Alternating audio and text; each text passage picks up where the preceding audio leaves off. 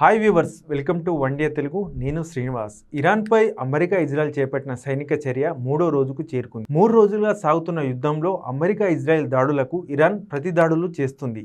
ముఖ్యంగా తమ supreme leader ఖమేనీతో సహా కీలక నేతల హత్యల తర్వాత ఇరాన్ ప్రతీకార దాడుల్ని మరింత ముమ్మరం చేసింది.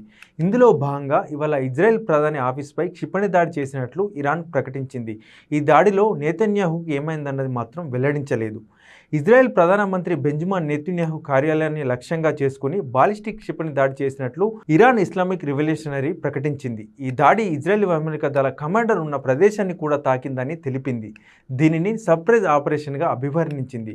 యుద్ధంలో భాగంగా ఖైబర్ రకం క్షిపణితో ఈ దాడి జరిగిందని ఇరాన్ మీడియా పేర్కొంటుంది. నెతన్యాహు కార్యాలయంతో పాటు ఇజ్రాయెల్ వైమానిక దళ కమాండర్ ఉన్న సమీపంలోని మరో ప్రాంతాన్ని నేరుగా లక్ష్యంగా చేసుకుని బాలిస్టిక్ క్షిపణి దాడి చేసినట్లు ఐఆర్జీసీ తెలిపింది.